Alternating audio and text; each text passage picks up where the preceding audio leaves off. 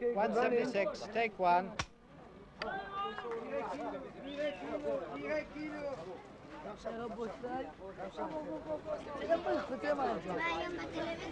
They're found anywhere in the world these days, the 20th century venturers, people of the BBC who are based in Bristol. Hello! Hello, PBS. BBC Bristol. Oh, what's your number? 49 minutes radio. Oh, BBC Bristol. 1 minute, please. We call it BH, Broadcasting House. It's really a block of buildings, the Bristol base for the Network Production Centre, regional television and local radio, and all the 500 or so people who work here. Strangers and stars pass through the front door from early morning to late at night. Morning. Morning. Anything for me? Yes, sir. Good. The veterans like Jeremy Carrad and the recent newcomers with Radio Bristol. You're listening to BBC Radio Bristol and Morning West, and a very good morning from myself, John Walmsley, here in the chair right through until 9 o'clock. And I've got a very nice record request in front of me. It comes from a lady who wishes to remain anonymous, and it goes to all the women's institutes in Somerset. And she says, thank you very much indeed to all the ladies out there for helping her in the past few years. And she says, thank you very much, and she'd like to pass on a dedication of a record. Well, that's what we're here for. Music, news, information and entertainment from the boisterous baby of White Ladies Road. There's always something happening here, always someone looking into their studios. Mrs. Treader's waiting outside. Can she come in now? Yes, of course. Okay. Morning, Mrs. Treasurer. You have to be a bit quick, because it's only about 2.5 minutes long, this record. Mrs. Treasure really is her name. Even the squad of early morning cleaners find that time is against them in this world of broadcasting. There's no time to do any knitting, certainly not for the charming girls on our main telephone switchboard.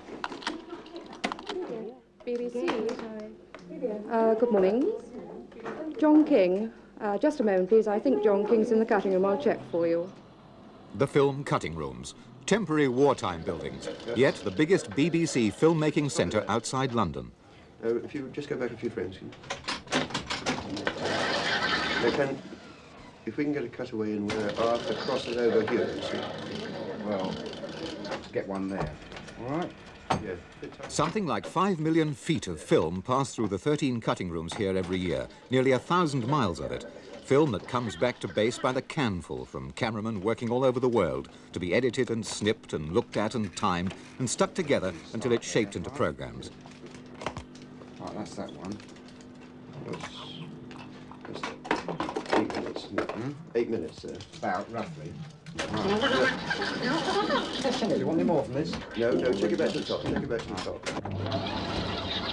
Right. Stop. Let's have a look at it from there. John King and film editor Charles Aldridge working on another edition of Collector's World. Hello and welcome to Collector's World from Paris. Arthur and I are in the heart of the French capital. The Arc de Triomphe behind us, we're going down the Champs-Élysées towards the Place de la Concorde. This is the heart of tourist Paris. It's the area of the city that certainly every visitor knows well. But it's not the Paris we've come to see. 3 miles away from here, to the north, and we're now on our way to it, is a market. Of its kind, the finest in the world. It's the Portobello Road and Petticoat Lane and Bermondsey Market all rolled into one. It's called the Marché aux Puces, the flea market. And as soon as the cameras stop rolling, the film is rushed back to Bristol. Making sure cameramen and crews are in the right place at the right time is rather like a military operation for the film unit manager. Throw more ahead. Yes. He's never really surprised where he'll have to send his men next. It could be almost anywhere in the world. 2 weeks. For 2 weeks or to go in 2 weeks? Yes. For 10 days, yes. We'll put Collector's World in up there. Yes, it'll be Maurice Fisher, Peter Rees, Dickie Bird. How do you want them to go? By car or sort of, are they going to fly? To go to Cologne by road. OK, fine. We'll get all the other details a little bit later. Right. So, I've got a problem. Can you deal with it now, do you think? Yes, come on, let's see. And here's another Bristol man with a problem, Mick Rhodes, head of the Natural History Unit. It's about these blokes that we send off all around the world. It's about the gear they take. At the moment, they're working on Bolexes, and there's a lot of mute footage, and you don't quite know what people are saying and things like that. And we're going to move towards more sync sound. We're bound to. Now, what sort of gear would you send a bloke off with if he were going for, say, 3 or 4 months? He's living in a tent. He's nowhere near anybody who can service his cameras, but he's got to walk with it up hills and up mountains and so forth and so on. A very real problem for people like cameraman Doug Fisher, who can't afford to have faulty equipment working miles from civilization with Geoffrey Boswell. They're in Patagonia, and for them a wildlife safari is just that. And there's no point in asking a penguin to do that scene again because the camera's broken down.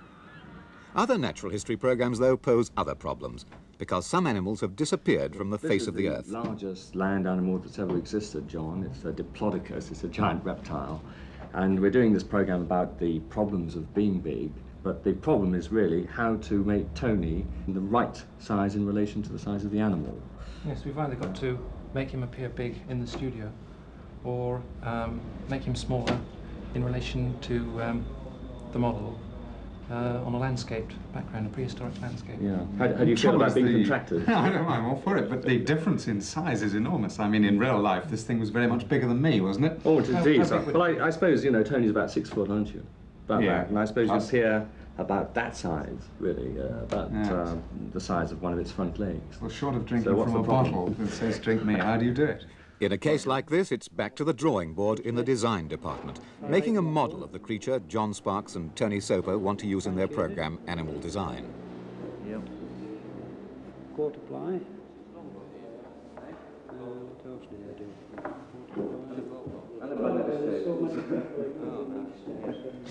In here, they can knock up almost anything. And again, it all has to be planned and sorted out long before the program goes on the air, whether it's a prehistoric animal for the Natural History Unit or a desk layout for Points West. What have we got tonight, then? We'd like you to lead with the gas and follow on with the bridge. Have you got the Fairfield Navy comic stuff? No, I haven't got it, but it's in Pat's tray. I'm going to dig it out. Television for Points West with a program 5 nights a week is urgent television. It deals with news, and news, like a penguin in Patagonia, waits for no man. It happens, and someone has to be on the spot as soon as possible after it's happened, if not sooner. Yeah, well. At the morning meeting of the Points West team, they look, as they say, at prospects. In fact, the devices story, which we really needed tonight, has fallen down completely, so that's gone. And what we've got instead is a gas thing, and Bill Morris is on his way back from devices. Cameraman Bill Morris is indeed on his way back with film for tonight's program. And like many other motorists, he relies on his car radio to help him while away the miles. We got there at about 3:30 in the afternoon, just as it was beginning to drizzle. We parked the car. He's tuned into a man whose jaunts on television and radio have taken him to many foreign parts. It's a vine fest, a wine festival. Yes, a vine fest. A rather vet vine fest, but well attended, for the powers of the grape are truly wondrous. Ah, well, might as well go quietly. Well, I don't really like doing this sort of thing, you know. Thank you. These vine fests are held in lots of little towns along this part of the Rhine, and when they have a vine fest, they have a vine fest. Now, the grape must be treated with great care. The treading, the handling, the bottling, and the drinking. So, mind how you go, for this is not the way to drink wine. It is prudent to take wine with meals, for wine without meals makes fools of us all. It encourages the reckless, depresses the melancholic, excites the hysterical, buckles the weak-kneed, and initiates you into a blood brotherhood that can only lead to a heady disaster. And this seems to be quite a problem to get around all these different islands. Yes, well, I've drawn a chart out which shows that the point on the mainland to which we have to go back in each case. Yeah. So, for instance, we go to Majorca, and we can go from Majorca to Marseille. And it's over another glass of wine, Chateau Bristol, that Johnny Morris and producer Brian Patton carefully consider where to jaunt off to next.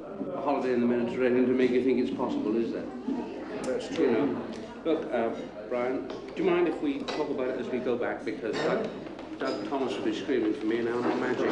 We're on the floor at 2. I'll see you when you come off, shall I? Right, yeah, or we can walk down together. A decision has been made. It looks like the Mediterranean this year. But there's another programme waiting for Johnny, Animal Magic. Have we got enough camera cable on there so that you can clear that? It doesn't look as though we have. We got some more. What's that up there, Stan? Is that a leak on the top? That's it. Is that a leak on the top of that lamp? Well, I'll see you after Animal Magic. You give me Well, how much 5? Fine, lovely. Bye-bye. Dave, he's just on his way. It won't be a moment. We'll be ready to run in about a minute from now. Studio A, where the cameraman and lighting engineers are lining everything up for this evening's live transmission of Animal Magic. Lighting has to be just right, so do the models that make up the studio set. It looks absolute chaos at this stage during rehearsals, and even the experts are often baffled by it all. It won't be on there. So but it will appear to be on there. Yeah. But if you look across there, you'll see it on that monitor. That's it. Yeah. So you'll know where it is. I don't understand how it works. No, it's marvellous. Mirrors. I mean, you look at something that isn't there. Animate. Here they go, waiting for the cue from the director and the floor manager to run through the first sequence. Hello. That's Happy Holiday Snap. It is. A Happy Holiday Snap. Nice to have happy holiday snaps, isn't it? Well, you know, when the weather turns nasty and winter really begins to bite a bit, it's nice to just flip through your Coming to 3. 33. While Johnny talks, the production team have the stopwatches on him. Even words have to be tailored to fit the arch-enemy, time. At the zoo, when it's nice and warm, and there aren't very many people about, Anne and I go for a bit of a walk. Studio A gets many strange animal visitors, from Dotty the ring-tailed lemur, or mice that come in small cages.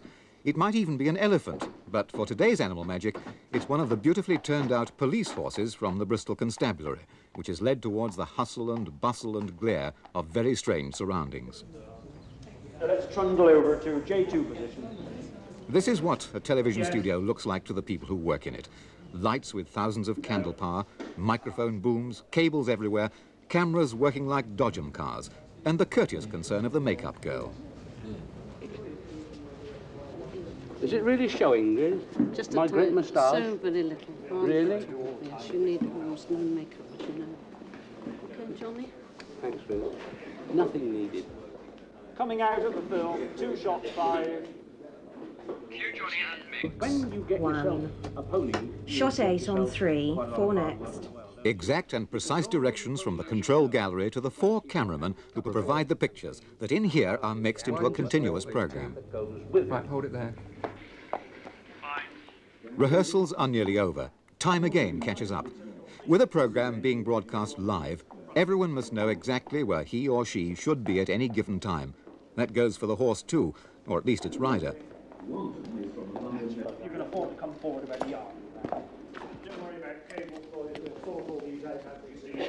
Last-minute directions from the floor manager, last-second calculations by the production secretary. It all adds up. It's ready to go. This is the point of no return. 10 seconds. Run telecine. 9, 8, 7, 6, 5, 4...